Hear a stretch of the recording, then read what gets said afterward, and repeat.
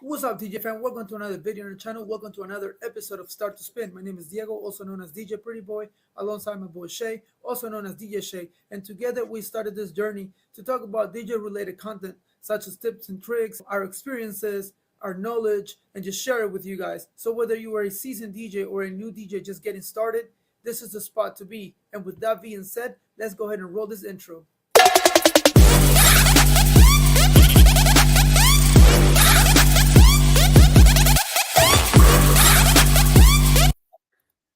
Yo, Hey guys, what's up, man? We're back at it again. we're back. Another episode. Welcome back to everyone that's joining and will be joining pretty soon. We have a good topic today, which is errors to avoid as a DJ. Now, this could mean beginners and some even some seasoned DJs actually make some of those mistakes. And I want to say I'm one of them. I some of those mistakes I still make them, but I usually make them a lot when I first started. So it just came into my head, all of these things that I have been gone through, and I'm pretty sure that Shay will have some input based on the PowerPoint that I've created. As you guys already know, I'm really big on PowerPoint. I like to make like bullets and or points on things, so it's just much easier for everyone, that you guys and ourselves, to vision and see what we're talking about. Now, before we get started, Shay, do you have any words, anything that you want to say before we get this started? Yeah, I mean, I think I would say at every event I do, there's always like an error or something that I do wrong or something I could have done better. So I always try to keep track of them. When I remember them, I write them down. Sometimes they happen and I forget them, so it's good to discuss them, and because I'm sure there's going to be a lot of errors that we all do that are all similar. All right. So the way we're gonna do this is each slide, it's one error with a couple of pointers as regards to how do those affect and what actually is that it affects the DJ, new or season. Here we're talking about in general as a not DJ concept, not specifically to new DJs or older DJs. This is everyone. So we're gonna get started, and then the first one is huge. At least for me, is not knowing your music. So, and reasons why is because you will lose the ability to read the crowd, because again, you don't know the type of you don't know what music you have. One thing, there's a lot of people nowadays that be selling those 50,000 songs in a USB or whatever, and then let's say that you have a party this weekend, you buy the 50,000 songs today, and then you just want to show up to the event with that USB. It's gonna be a train wreck. You have no idea what's in there. You don't know if it's good. You don't even know if the music that you have, it's applicable or good for that type of event. You will also be you can struggle with transitions again, because of the song, you're not aware of the songs. You don't understand the rhythmic of each song. It also limits your creativity and your flexibility to be able to adapt and change to different genres and things like that, because you don't know what you have. It's also harder to build emotional momentum. We as DJs, we build the roller coaster in the dance floor, and that comes along with us knowing how to play our music. So if you don't know if you don't know what music you have, or you're not aware of it, it's very difficult to drive.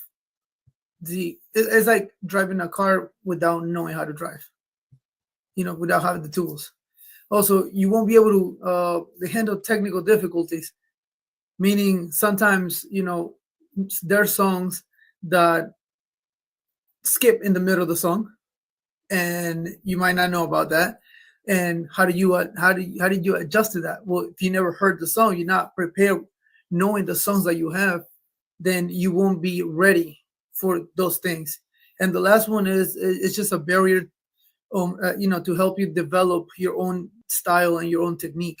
You can't really build out of music that you don't know, because the way you start building is you get comfortable with a certain amount of music or a specific genre, and then from there you build to the next one, the next one, the next one. But if you just go or decide to be like, okay, I'm a DJ and I'm just gonna grab a whole bunch or buy a 50,000 USB with a whole bunch of music, and you have no idea what's in it, and you don't know your own music, it's gonna be very difficult for you to drive and perpetrate what you want to the crowd. So, Shay, anything that you want to say, you want to add, or you want to? Yeah, for this one, the main thing I'll say is, and I've felt this recently, but sometimes I find myself when I'm thinking a lot about what music to play, I'm just, it's like the Serato face. I'm always watching the laptop. I'm too busy looking at the laptop, and I don't even like sometimes remember, like, I enjoy the fact that I have a crowd out here enjoying the music. So one good thing about knowing the music and knowing where to find your music as well is you can spend less time on your laptop scrolling for the next song, and you can actually be there and enjoy the moment with the crowd, and enjoy all these people dancing in front of you. Because I mean, at the end of the day, that's why we do it. It's like we like music, but we like to make people dance to the music. And sometimes I have to like remind myself to be like, just look, remember that, to have fun with the crowd, and knowing where your music is, knowing what your music is, allows you to do that too. Yeah. So, yeah, definitely knowing your music, knowing where your music is, especially, and very importantly, knowing where your music is, it's huge, because like Shay said, you guys are looking into your computer trying to figure out what song to play next, and you probably might have a song in your head, but you can't find it, and then you're spending a lot of time on the computer and not paying attention to what the crowd wants. Then a couple minutes go by, you find the song, you play that song, but guess what? Maybe that's not what the crowd needed. And then there you go. You lose a couple of people, or like half of the crowd, just because you played the wrong song, and that is because you were not paying attention to your crowd, and you were so more paying attention to the music that you should have known in the first place where it was. Sometimes, okay, I get it. Sometimes there's songs that are really hard to find. Like you have it somewhere, or you just like downloaded it today, and tomorrow you're trying to play it and you can't find it because it doesn't have the right name, or you might think of one part of the song that might be the name, but it's not. And I totally understand you can spend some time, but if you do that throughout the whole event, you're gonna have a really really hard time. Well, that With, happened to me. It happened oh, to me like this past gig, is because the song "Fiend" is super popular right now. Like everyone, yeah, all the young kids like going crazy to "Fiend." So I was like, this guy's like, "Oh, can you play Fiend?" So I'm like, all right. So I search it, and it literally doesn't come up on my library like anywhere. Like Fiend, I'm like, what? I'm like, there's no way. I definitely downloaded Fiend. So I start searching for it. I'm like, what the hell? So I couldn't find it. So then I had to re-download it, put it into my crate, and then play it. So it became this whole like, it takes way longer to do that.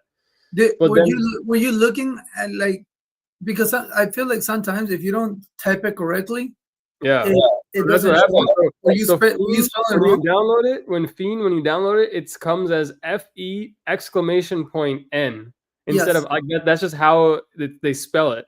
So Yeah. I was typing in FEIN, like, what it, Oh, yeah, yeah. and then because I wasn't putting the exclamation point, it wasn't coming up, and I didn't know, I didn't realize when I downloaded it, Uh-huh. and I obviously that was the first time I had to search for it like that. So I couldn't find it, and I was like, "Why the hell?" So then I went back Did, after the gig, and I looked, and I was like, "Oh my god, it's because there's an exclamation point instead of the I." So that's did, why I couldn't find it. did you try finding it by the name of the artist? No, in the moment I was like, I don't know if it's Travis Scott, but I didn't know in the moment. I couldn't think who the which rapper it was, so I just was typing Fiend. But yeah, Okay. if I would have typed Travis Scott, then all You probably would have his stuff found would it. have come up, and then I would have found it. But Yeah. yeah, So, like for that, it's like not knowing the music because I didn't know that Fiend is spelled with an exclamation point. So then I changed it all to FEIN, so it's easier for next time. But when you download it brand new, obviously I didn't know that it was exclamation point. Yeah, so that's a funny thing that happened to me when I went to download that song. I was actually looking for FEIN on the Yeah, on my DJ pool, and I couldn't or find it. It wouldn't pop up. FIEN. Yeah, And then I went to YouTube and I was like, why? Like I put the name, and then it came out with this apostrophe exclamation whatever. And yeah, then I was yeah, like, oh, okay, well. And then I went back to it. I put it with the exclamation point, and then it popped up. yeah, But I yeah, didn't know who the singer was yeah, until then. But yeah, that song is very popular right now. yeah. It's super popular right now. So All right, yeah, if so you don't know it, then you're like, oh, I don't, or you're like, I don't have Fiend. They're like, what the heck? What kind? How old is this DJ? Doesn't have Fiend right now. It's the most popular song. yeah, well, not every DJ plays everything. Some DJs do have their own like specific genres, and Think you gotta go from there. But it is what it is. You had it, you just didn't realize it was the spelling Yeah, of the the name. spell, and I never had searched for it, so that also says something about how often I play it. All right, so first error that you would want to avoid as a DJ, especially beginners, because seasoned DJs more so already have like their own crates and their own folders and stuff like that. But not knowing your music, it's like huge, man. It's a no. It's like a red flag. It's an X. Please know your music, understand your music. It's huge for a successful event. And what's Young up, bro? How Jason. you doing? He Jason says, says, "Pretty boy loves oh, country." This country boy. yeah. I don't know about that. I'm not. No, I don't love country, but hey, like I Hey, said, you I'm have not. you said you have a pretty big I do. country I crate do though, have so a. Yes, I do have a. better know it. Yeah, but it's on lock. Like I never used it. I have a. You got the 50,000 USB of 50,000 song USB for country music. Yeah, no, I wouldn't do that. See, me, I would never buy those type of things because Yeah, never about it's just it crazy. You don't know what you're gonna get. because it's illegal. Number one. Uh, I'm Hispanic, man. We do everything illegal. No, Whoa, damn, bro. I'm kidding. I'm kidding. No, when it comes to you like those USB with music, I feel like sometimes they send like 20 of the same song. Yeah. They're like, that's stupid. I don't know. I just don't like it. I rather if I know someone like Jimmy or Jason, and I can talk to them. Hey, can you share with me this or like this type of music or whatever? I'll take that more in consideration than just a person that's trying to advertise their music. I don't know. I just feel like they just do it for the money, and they throw a whole bunch of music that you don't even know if it's a good quality because it could be from YouTube, and then they change the file name and make it look nice or make it sound nice. Yeah. And that's not the way to do it. And plus, buying this USBs or whatever, it really takes the fun out of you building your own crates, making it your own. You know, so I don't know. That's just my way of Yeah. thinking. All right, so let's go to the next one. So the next one is Oh, not mixing out, and I don't know how you feel about that, but to me, so you when I mean first, mixing out or beat matching? well, no, Is it doing the mixing out. same thing? Well, that can be added, or it can be in correlation to not mixing out, because anything that you're mixing out, it has to be on beat. Yeah, Like some kind of a transition, I guess. exactly. So when I started, and like I said it before, when I started, I did not know how to beat match. I didn't know anything. I was literally an iPod or a jukebox, whatever you want to call it. So, and I was still getting paid, and people was liking the music, but I wasn't happy with myself because I know that I wasn't doing it the right way until I Mm. learned. Once I learned, I've never went back. So, and just to go into the details, with not mixing out. Like you should be mixing out. It's way better than just being a jukebox. Like I don't know. At least for me, and I don't know for you, Shay, but at least for me, this is Yeah. huge. I mean, Always, I think we talk about beat matching versus not beat matching. The most important thing is the song selection, and then mixing out. That's why I was like mixing out is such a general term, but I don't think it has to mean beat matching. I think what it should mean though, like when you're mixing a song or you're trying to transition, is you want to bring the song you're going out of like out at the right time, right? So you're not just like getting out of it. You're not just even if you're fading in and out, you're fading out of the song that you're getting out of. You're fading out at a good time when maybe the hype is over. It's kind of in a transition period, and then you're starting the next song. Not like in the middle of a verse or something. You're starting it at an appropriate time as well. Because yeah, if you don't do that, if you're just going from beginning to end of the song of every single song you're doing, you're then that you're not doing anything different than like a Spotify playlist or whatever. So yeah, it mixing out, it doesn't have to be beat matching, it doesn't have to be like scratching something or whatever, something technical. But as long as you put some thought into why you're starting this song where you're starting it and why you're ending the last song where you're ending it, that I think that's what's important. yeah. And just to piggyback on what you just said, knowing this, it helps you with not breaking the flow of your set, or the flow of the event. If you don't do this right, it can destroy the energy of the dance floor. A lot of people, if you're not mixing out, like you said, on the right time, or like it has a meaning when you do the transitions. Um, People are gonna be like you're clashing songs, and it's just like a rain. It's like a wreck, Yeah. and Train then wreck. people are like dancing, and then all of a sudden they hear like Yeah. crashing each other, and then like they literally stop, give you a dirty look, and then they try. Then you have to like come back to it, and I try to recuperate from where Yeah. you stop. So it can hurt your dance floor. It And can I, also let me say something before I forget. So even I like exactly like what you said is keeping. I always mix, trying to keep in mind like if I was dancing to this, what would I like, So and Mhm. then that's also where like I think a lot like you see a lot of word plays and things get super hyped up right now. But the thing is like when you listen to some of the word plays, like they're not like danceable, like it's cool, it's technical, it's like it's a really clever thing.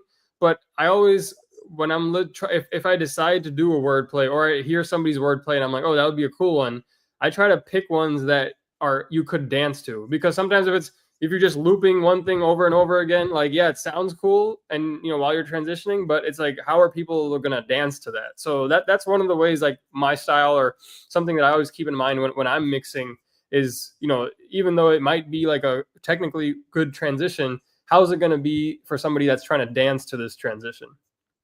Yeah, or even if it's not if you want to do a like a wordplay, like you said, and it's not a danceable one, it better be like a huge sing along one.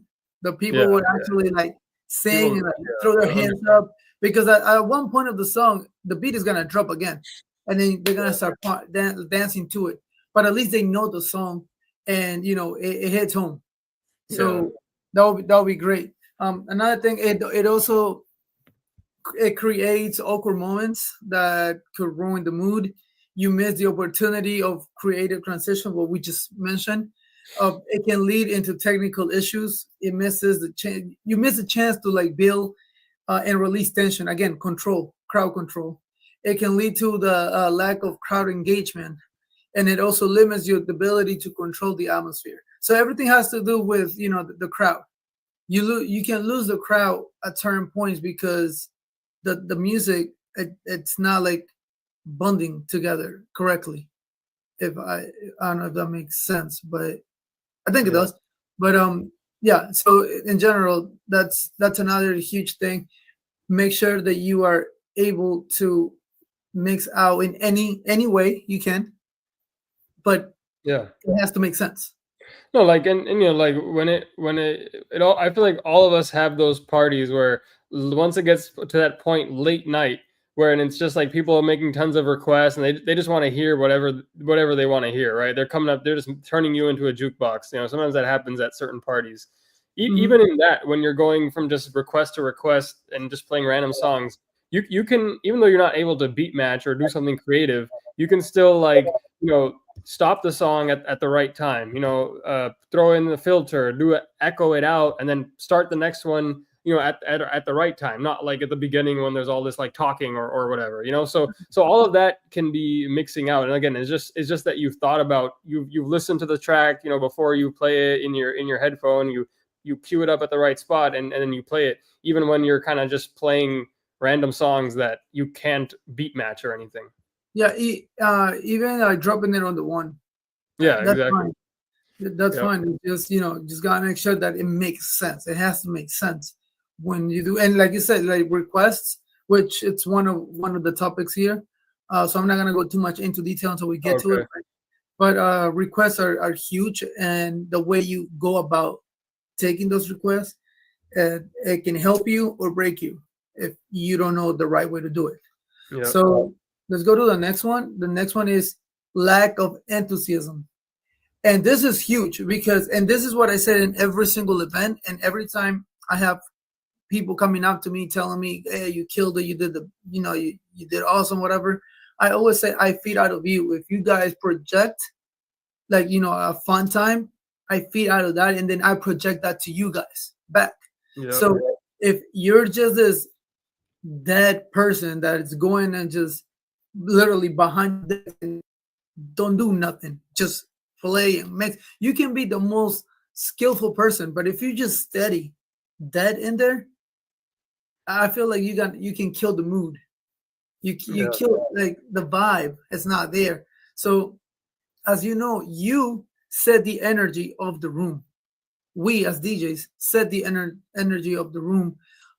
Engaging with the crowd, it's a huge build up to get that confidence that you need to get people dancing and all of that. It also reflects your passion of what you do. You dancing, singing to the songs that you're playing. Like if they see that you're having fun, that projects to them, and they're just gonna let loose and start having fun. Like why is it that every single time you open a dance floor, it's always 6 or 7 times out of 10, your dance floor is always like slow. Almost every single event, the dance floor always takes a little bit for it to like build up, and you get your crowd, your full crowd. That's because you're also warming up, and once you're in your peak, everybody feels it. You're feeling it. Everybody comes into the center and everybody starts dancing. That's where you get like the best shots. So uh Yeah, this is big, and I always try to, like, remind myself, all right, you got to bring the energy. Like, even though you're tired from the load in, you're tired from all the stuff you've done before. Maybe you've already been dealing with all these logistics, and who knows, behind the scenes stuff happening with whoever's in charge.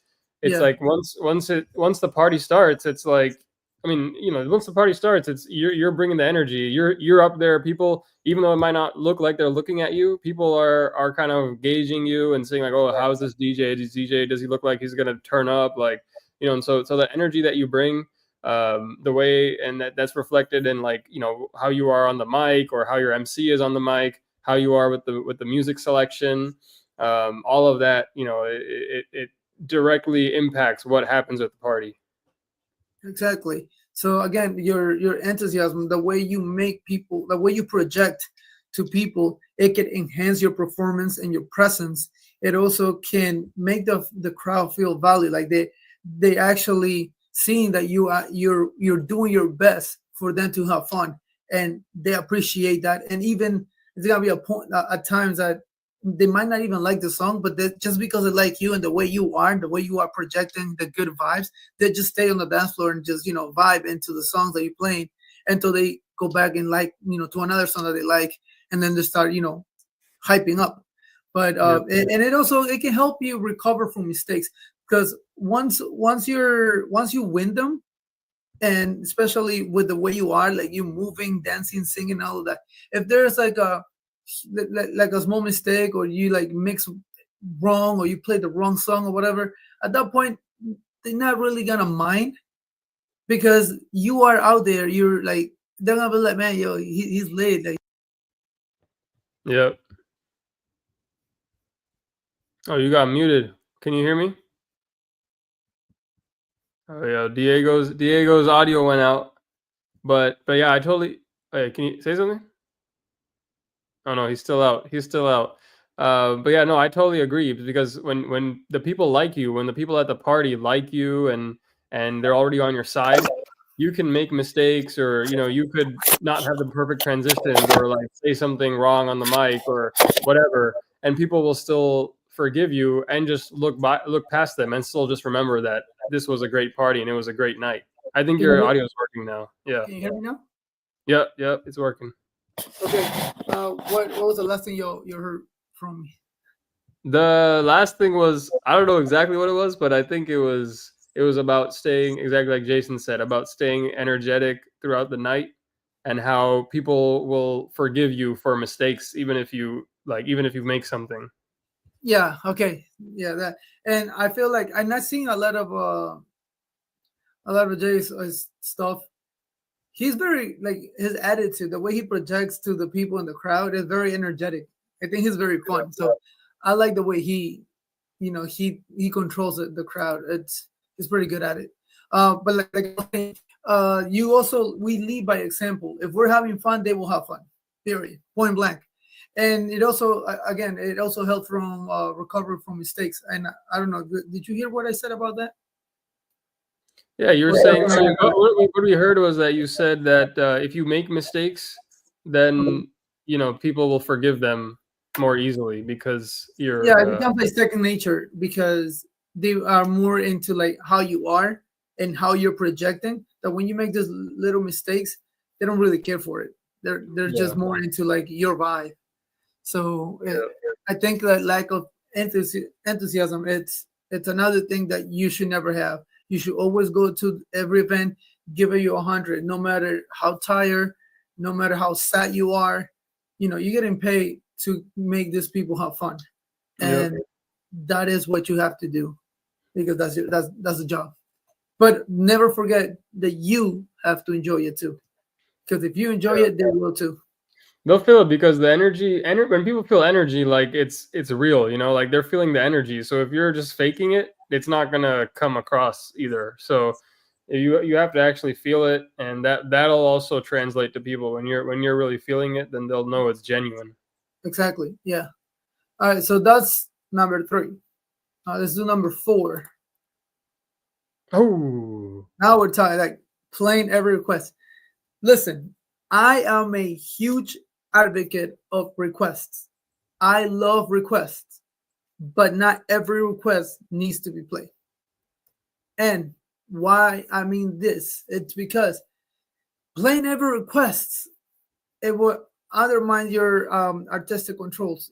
You playing the songs that they're telling you, at times, like, you won't be able to be match it, or you have to drop it on the one. You have to find different, like, you have to find different ways of doing that without losing the crowd. It can also kill the energy of the crowd, because the song that you got requested does not fit the portion of the party that you're on.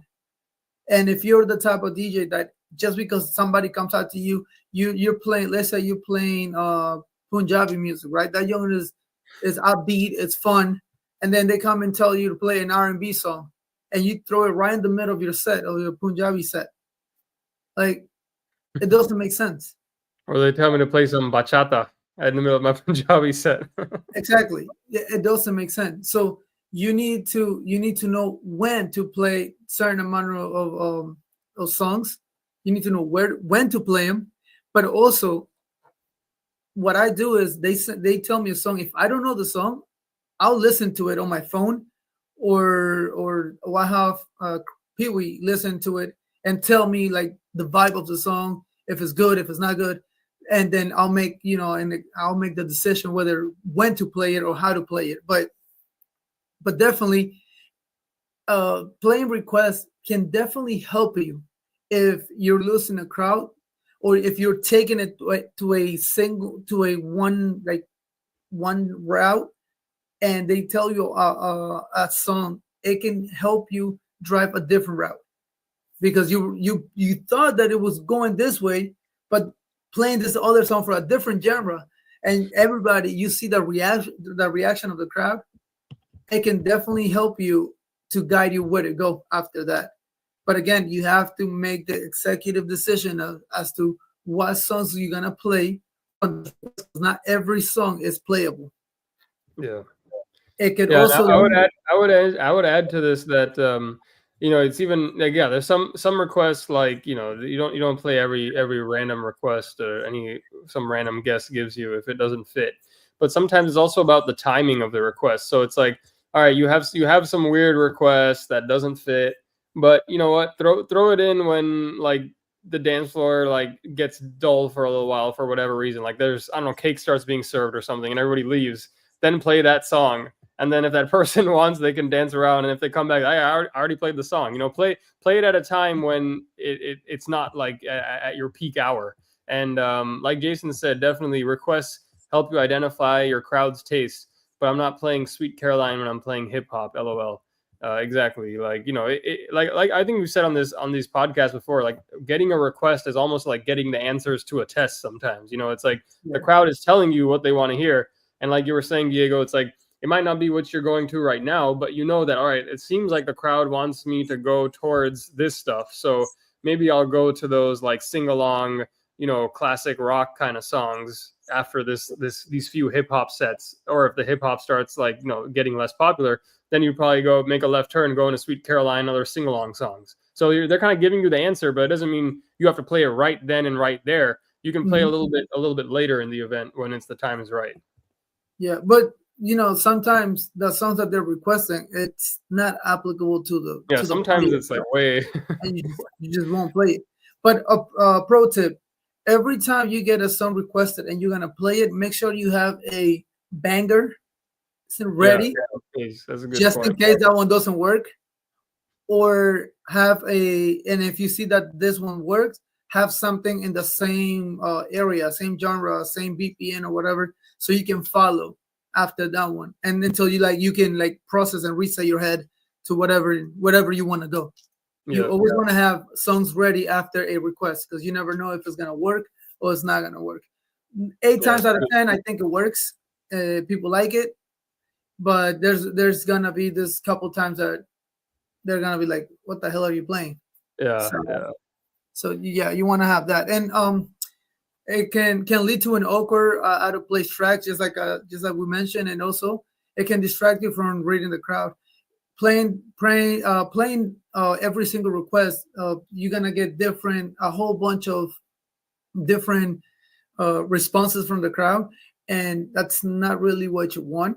So you want, like Shay said, you want, when the songs are being requested, you pick and choose when to play them, but at the same time, not every song is playable. Like I said. You take the request, but are they gonna get played often? It really depends on how the night is going. yeah. So all right, so this is number four, right? Yeah, so this is four.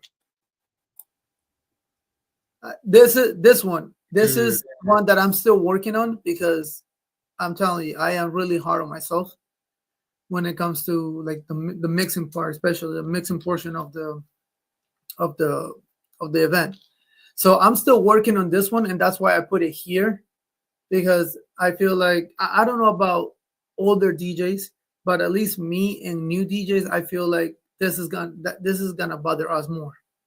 I don't know that does like being. Are you hard on yourself when you like like mess up a mix or something? yeah, I think we talked about this. I think you were saying that you're hard on yourself, like if you mess Yeah, up a transition and it's like no one could even tell except you. yeah. No one can For tell, but for I can for tell, and if I me, can tell, it's yeah. For I don't know. I don't have an issue with that, because I just, like, I go to the next song and it's like, yeah, I remember that I it was a bad mix in that moment, but then I'm just uh, like, I'm just like there's so many songs coming in, you know, like, and I'm thinking about like the next one. So it's like it happens and it goes away, and I'm like, oh shit, and now I have to like kind of recover. But then I just kind of move on from that. But what the part, I guess, for me, like what I'm hard on myself about is like when I do an event, and if I don't hear something positive, like if I don't get positive feedback from the client or like from guests at the party, then I'm kind of like, oh, like did I do a good job? Like I even if I feel like I did a good job, like you know, I feel like that was a good set. If I don't hear it from somebody there, then I'm like, wait, like was that actually good? Like then I get in my head about that. I'm like, oh, But like so but what? that, Like I only get validation. It's not. I'm saying this is not a good thing, but this is kind of how my mentality is with DJing. Is like I only get validation when somebody tells me I did a good job. You know, it's hard for me to do it, get it from within, because I feel like DJing is like you have to get it from the crowd. It's like it's why we kind of do it. So that's the part that I struggle with, I guess, in terms of being hard on yourself. okay, but you know, like what you said, I don't feel like that's like being hard on yourself. It's just that you're looking for validation. You're looking for a positive feedback to know that you did good. But like you said, if you mess up on on a transition or whatever, you move on. You're like, oh, whatever, I messed up, but I keep going, or you know, like just things like that. But I mean, the only thing that I can think of that will like mess with your case is just like, you know, it can affect your mental health. Like you're just like, oh my god, like I didn't, no one told me I did good, and like, you know, that starts to bother you. But that's Yeah, probably at the end of the event. I'm talking about like during yeah, the event. Like I'm going through this during the event. So yeah, um, why I say this, because it drains your confidence. If you feel like you don't like you if you feel like you didn't do right because there's no validation, or just no one says anything to you, and then you start second guessing yourself, like, damn, did I did a good job, did I, like, you know, that type of thing. It can drain your confidence.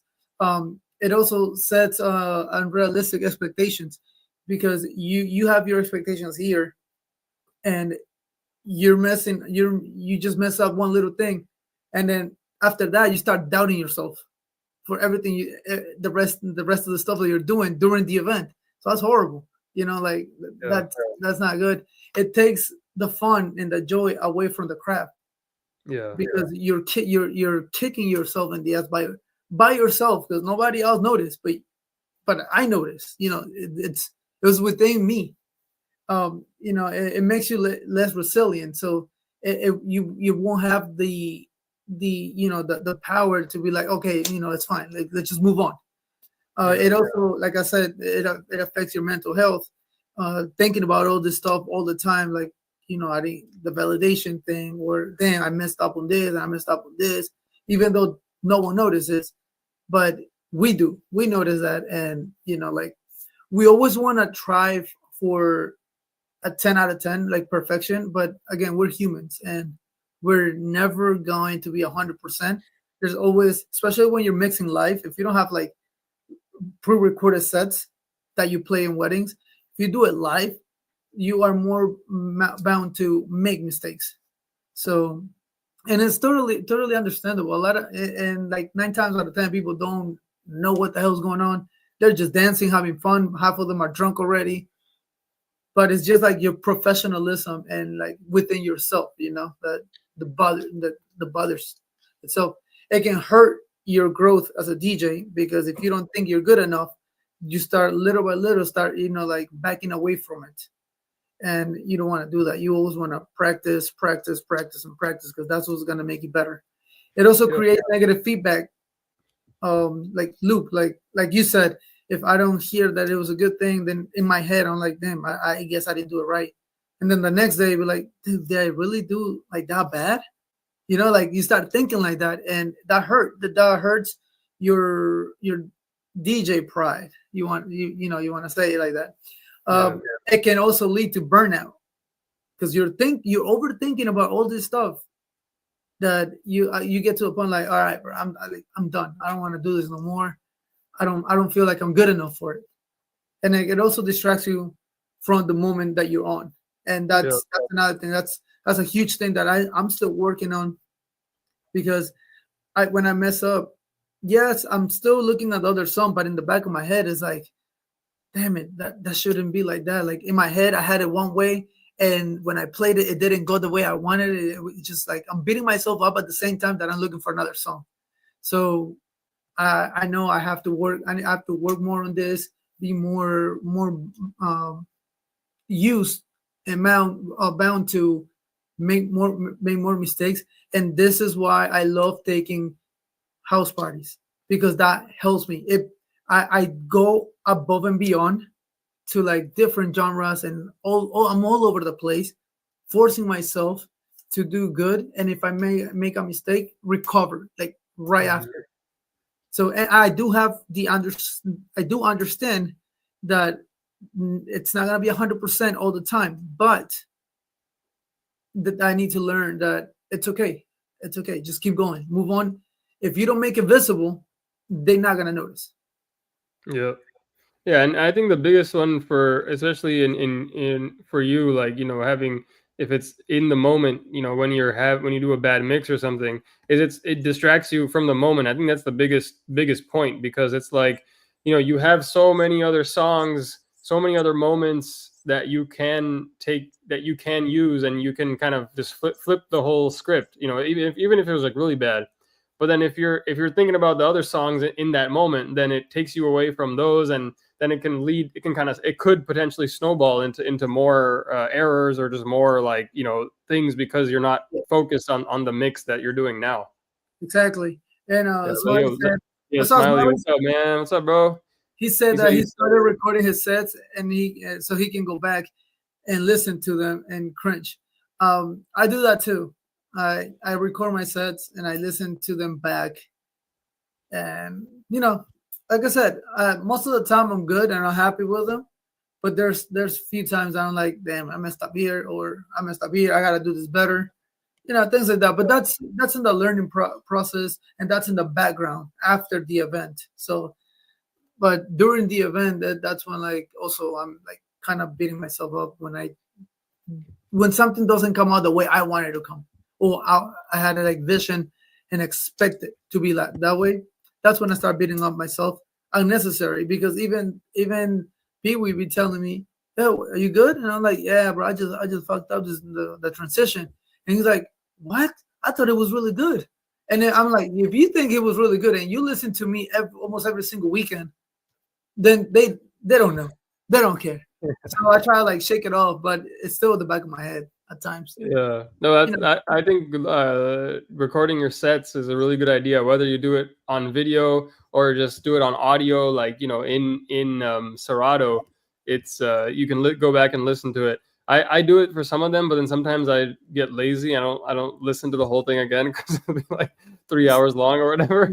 But it's I think if you put the time in, that's the best way, because there's things that you might not even have picked up on, that you're like, oh, this just is just too much clashing. The lyrics are going, maybe, there's a part like that, or there's two songs that it just, even though if it's not in key, it doesn't have to be in key, but sometimes two songs just really don't go good together. So you yeah, I would say, probably dude, in mine, there's mix. I probably always have at least like probably about 10 transitions every time. That is like, all right, that was not a good transition, but I just keep pushing, it's like I just keep it yeah. going. So, Yeah, and again, like I said, it's all about the way you project it. If you project like you fuck up, they gonna feel that. yeah, But if you that's just why keep I going, never. So if you maybe, keep going, yeah, they won't tell. that's And, like, and maybe it's like I'm tricking myself, but if I'm messing up a transition, I just keep my face like I just keep my face like normal. I just keep looking at the laptop and I just push through. yeah, so I I wish just I push could do that. through it, and then I'm just like, now to the next. And I can see sometimes I see people like looking at me or something. I'm just like, as if I'm doing it on purpose, So I just push Yeah. through it. All right. Okay. So this is another one to avoid, like being so hard on yourself. It's okay. That's okay to make mistakes Yeah, as long as you it's a good recover one from though. it. Good one. Learn how to recover from your mistakes and keep it pushing. Yeah. So the next one, poor quality music. Mm. I thoroughly understand if you're just starting, you don't have the means, you don't have the money to spend on all this, all the music, the DJ pools and all of that, and you're downloading songs from YouTube, 128, it makes a difference. It literally makes a difference. Imagine you get in these songs, and which I'm not saying it's bad. It's okay to download songs from YouTube when you're starting, but with the projection of buying them later once you start making some money, and get rid of the YouTube ones, start using your the professional quality sound, because once it will sound good on a Bluetooth speaker from Costco, whatever. But once you start projecting them into big sound systems, professional sound systems, the drop of the music and the quality, it's very noticeable. I don't know Yeah. if you think this the same way as Yeah, I no, do. I agree. Because I still, it's funny because I still have a lot of my tracks randomly will pop up. I'll play a track I haven't played in a while, and it'll Uh-huh. be like bad quality because it'll be from Flat. YouTube or It's just something. flat.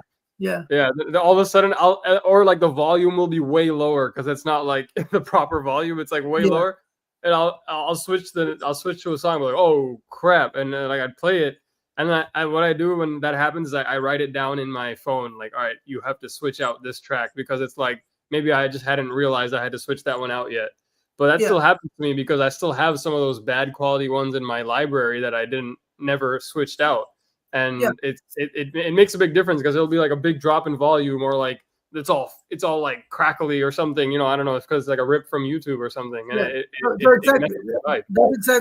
that's exactly what I'm saying. I'm not saying don't download music from YouTube as you like when you're starting. Do it, because that's how we all start. That's how I started too. But project yourself to get better quality music while making money. As long as you're making money from DJ, use that money and invest on your own, on yourself. Get good quality music, uh, wave or MP3. Get those type of format songs, because it's better quality, and once you start projecting it into speakers that are high quality, you can tell the difference. It's huge. So with poor quality, it ruins the sound experience. It can damage your reputation, definitely, because everybody's like, oh man, this DJ like plays some horrible quality music, and people notice that. The quality of music, people notice that. You can tell when something's like this, like YouTube tracks on like amplified speakers sounds like muddy, like so Yeah, like. or they have the parts from the music video like pop up in the middle. Like, sometimes music video has a thing where they start like acting or something, and it like they start talking or something. Oh yeah, yeah, yeah. That'll come up in a YouTube one sometimes. It's funny. Yeah, it also limits the potential of the sound system, like I just mentioned. It can affect your mixing and transitions. Also, yeah, that's another one, because once you put the YouTube song into your software or whatever, and then you try to quantize it, or uh, put it in there, and it starts putting the BPM, and is more than likely is the wrong BPM. And also when you put like the beats, the bars and all of that, it's completely off. You have to like build it, like do it manually, because it's completely off once you do it from the computer. So there's a lot of technical issues that can lead to that. And also it causes problems with clarity and the volume. Like you said, sometimes you play a song and the volume is down here when it's supposed to be down, like up here next to the other song. So there's so many things that can go wrong with poor quality music. So again, I'm not saying not to do it. Do it when if you're starting, or do it if there's songs like I know like Middle Eastern songs are not easy to get. Like there's really not many DJ pools that can get like the specific songs that they want.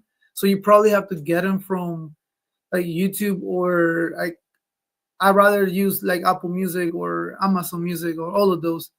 And like my last resource would be like YouTube.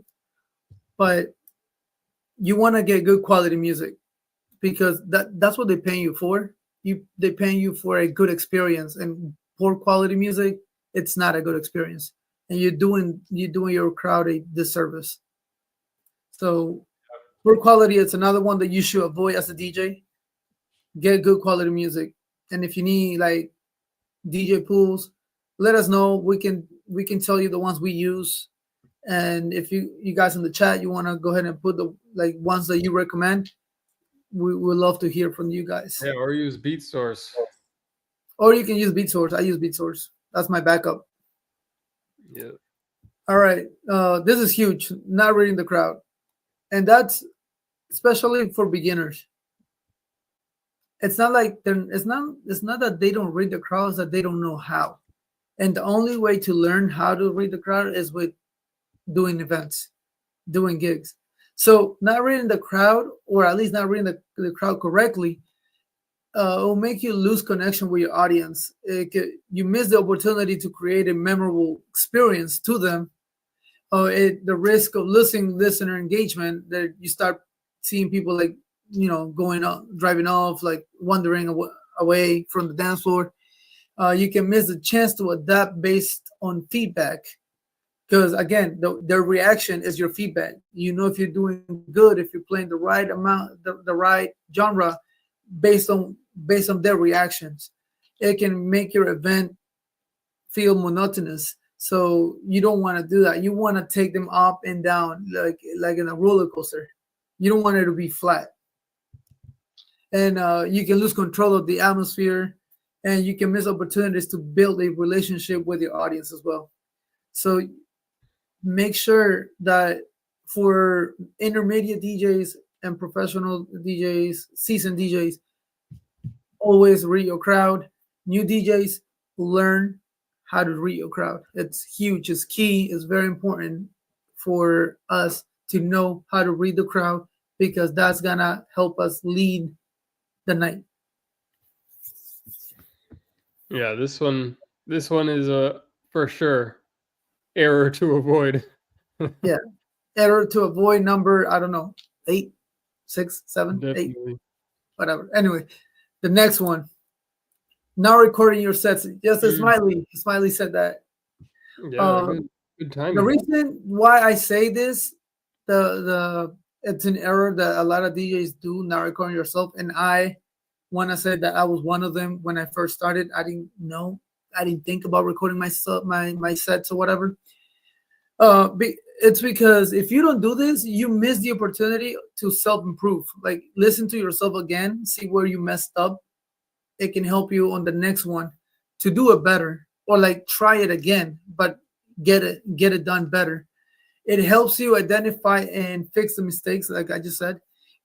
It's essential to for building a brand and portfolio. Again, we all DJs need our what do you call, our resume, our portfolio. It's not paper, it's not on paper. It's not like, oh, I did it here, here, here. No, it's social media. You go into my social media and you can see all the events that I do. If you like it, you hire me. That's our portfolio. That is our brand. So the content that we have, recording mixes. A lot of people, I don't know if it happened to you, Shay, but I've been asked for a couple of mixes to see if I was the right DJ for them. And I don't know if it has happened to you, but it has happened to me. And I've sent them. I have Mixcloud and SoundCloud, and I'm like, go there, check out my stuff, and we'll go from there. 9 times out of 10, I've been hired, but there's always maybe 1 or 2 times that they might have say, you're not the right DJ for me, and it's Yeah, perfectly fine. mixes, And, I've gotten asked for mixes, and it's tough because unless you right, because every mix you have, you can't really anticipate exactly what they want. So it's like if they're looking for the specific thing that you've made a mix for, it's like then that can come in handy. So what I've done, I haven't done this in a while, but what I did like a couple of years ago was like if they tell me the genres they like, then I'll like make a mix like real quick, like 5 minutes or something. I'll make a mix and send it to them. But Mhm. You can't really do that unless you know specifically, like they tell you these are the genres we like or something. Because it's Well, like, as open format DJs, it's hard to, like, you might have a mix online. They go see it, but they're looking for a different genre or something, or a different style, like, of music. Then they'll be like, okay, this is not what we want.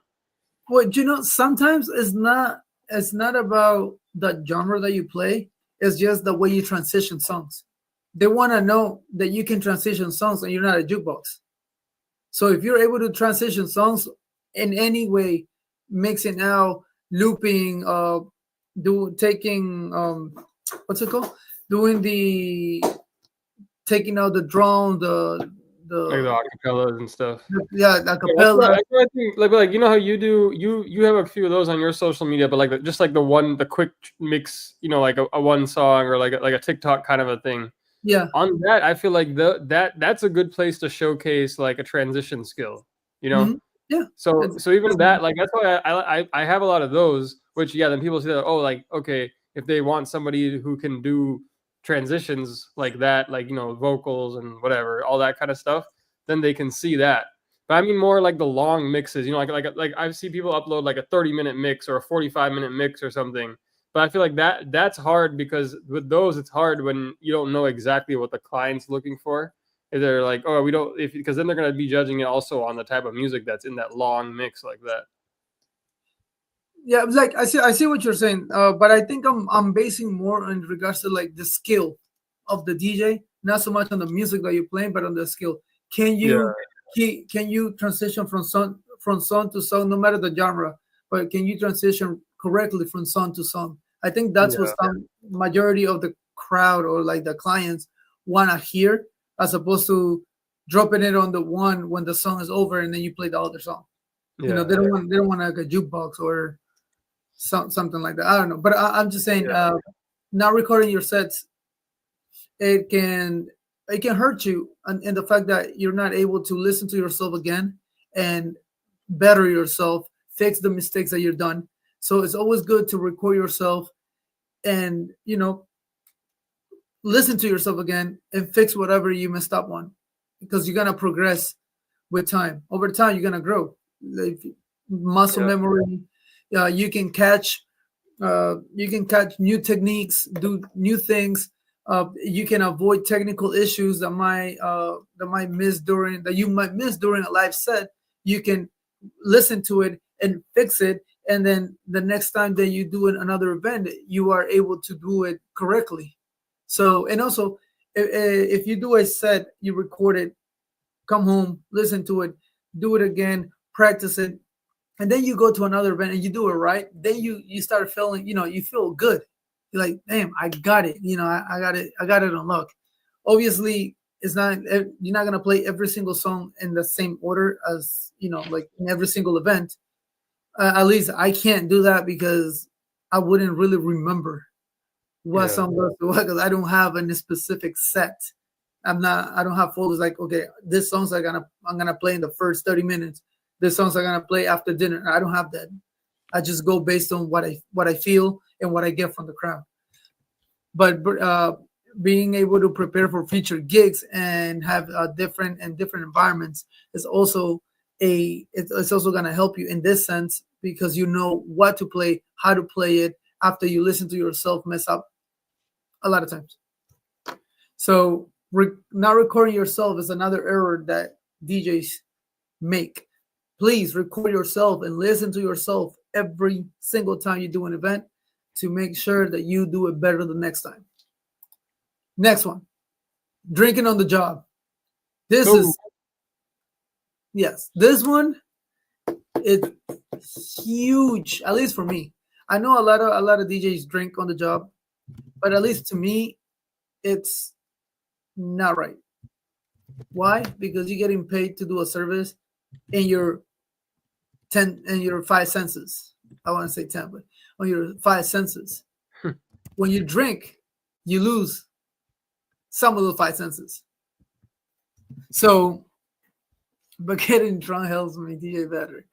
That's some bullshit. That's not right. Well, anyways, Bro, who's Drinking this on the guy job. Shay? Who's this guy Shay, man? This guy's Yeah, no, crazy. he Shay tripping. I think I'm gonna block his ass. Um, all right, so drinking on the job, it impairs your focus and decision making. It affects your coordination and motor skills. When I say motor skills, more so for like turntables and all of that, because you're drunk, so your coordination it's not 100% anymore. It can lead to huge mistakes and technical failures. It can also from your professional detract from your professionalism. It's not professional to drink on the job. Like maybe okay, maybe take a cup or so of like like something to like warm up or whatever. But then that's it. Don't keep drinking until you literally out of your mind.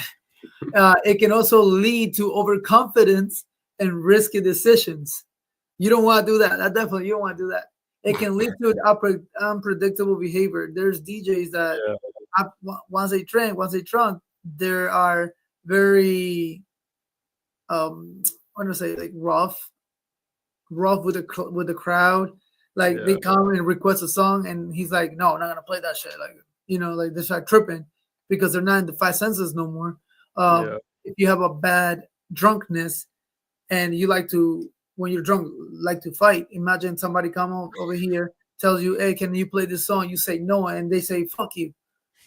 And yeah, then you're drunk. You're gonna be pissed off, and you're gonna like start a fight or something. So you want to avoid that. You want to stay as professional as you can, and respect your clients, respect your business, and respect yourself. And it also makes you less adaptable to unexpected situations. If you're not in your five senses, you cannot think correctly, you cannot problem solve correctly or fast. So if something comes up and you're drunk, can you can't think, you can't think right. So you won't be able to solve the problem because you're drunk. So yeah. what do you have to say about drinking on the job?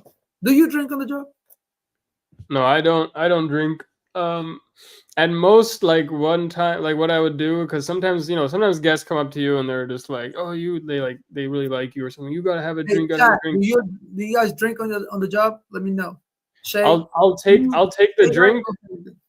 I'll take the drink and then I'll just put it down by my booth and then I'll throw it out at the end of the night. And it's not because I do drink like recreationally, but my whole thing is just like, when if I'm getting paid, I'm there as a professional. Like I don't want to drink on the job. And I don't think it's a good look. Like if the guy who hired you might be okay with it, but if one of the guests, if they're thinking about hiring you and then they see you like standing there drinking, they might think it looks unprofessional. And the last thing you want to happen is if you mess up or if something bad happens and then someone's like, oh, but and he was drinking on the job, then they'll be like, oh, he was probably impaired and then he was doing all this, and it can really just like have other consequences. So it's like I said, sometimes if someone's really insisting, I'll take the drink and I'll like I'll be like, all right, cheers, and I'll like have like maybe a sip or pretend to drink it and I'll put it down and I won't touch it. But in most, like I just had the gig I did last weekend. The host was like, "Oh, let dude come on, have a drink with us," and I was like, "No, no, thanks." And he didn't really push it, and then that was it. So yeah, I agree with all of this as well. Okay, and I don't drink at all, so that's not a problem for me. But Yeah, I know like 95% of the DJs do drink. So yeah. Like I think I said the story on the podcast before, but I was with a guy who was like totally drunk while he was DJing, like so drunk, like you could smell it on his breath, and he was like his transitions were like crazy.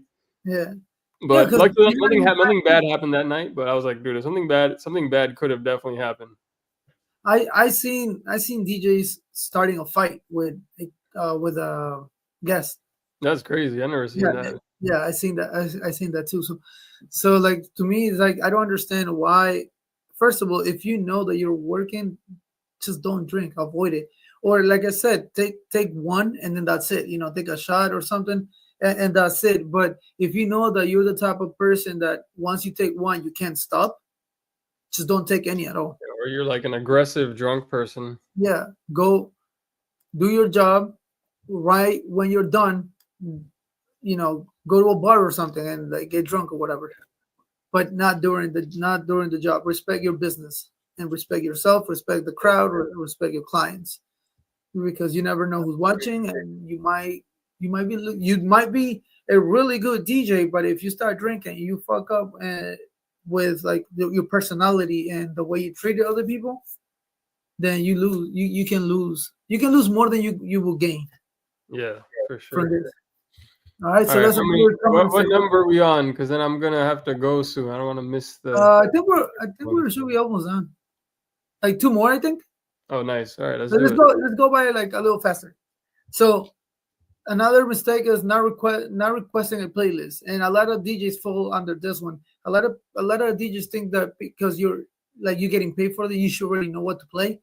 No, it doesn't work like that. You should always ask the client for a playlist so you can go, you prepare yourself and go based on that playlist, because that's gonna help you know what music to play at the event. So now requesting a playlist can risk of being unprepared for the gig because you don't know what to play. You can always you can always trust your memory or the inspiration in the moment. That's true, because sometimes your crowd doesn't even give you a vibe. You can fail to meet the event's specific expectations. Of course, how do you know what the expectations are regarding music if you don't ask for a playlist?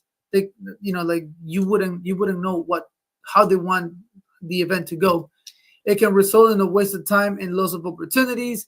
You can't properly adjust to the crowd if you're too rigid. Exactly. You can move around if you don't know the go-tos from my playlist, and it also it can help with technical sound issues. Do you have anything to say about the not requesting a playlist? Yeah, I mean, I think always requesting a playlist is a must.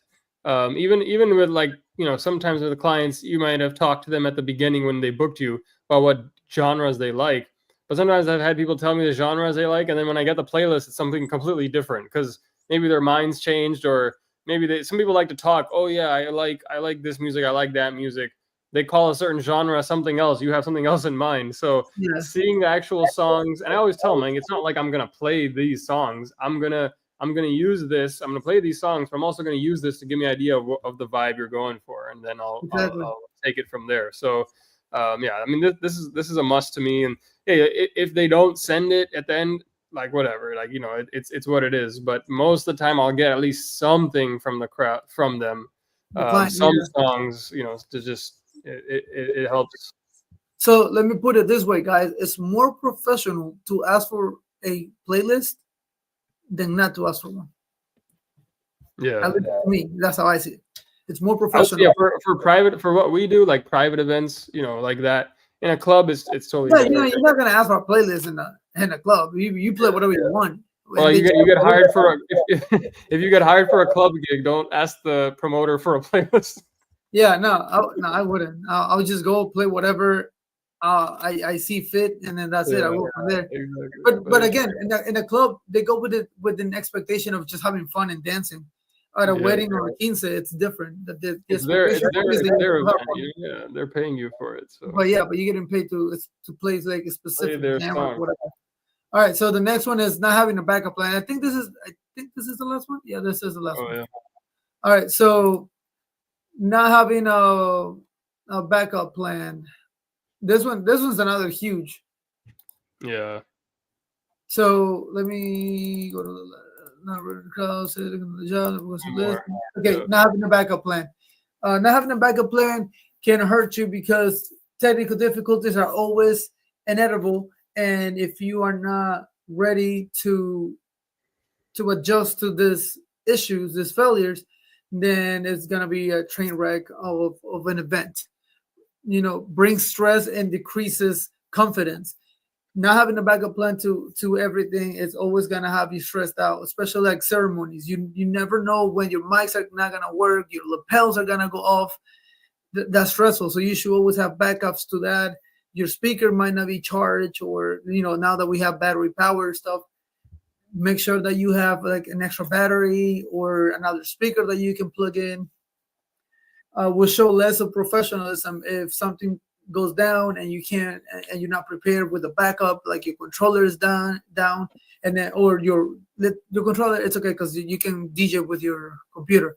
But let's say your laptop dies. If you don't have a backup laptop, you're fucked. So Bro, what let me we ask you this: do you for ceremonies? Do you have a backup mic for ceremonies? Yeah, Where do you keep it? in my backpack. Or like where at the when you're at the ceremony, you have it there with you? Oh yeah. So I have the SM58s, Oh, and I wired. remember, and I have no wireless because I use the X Vive.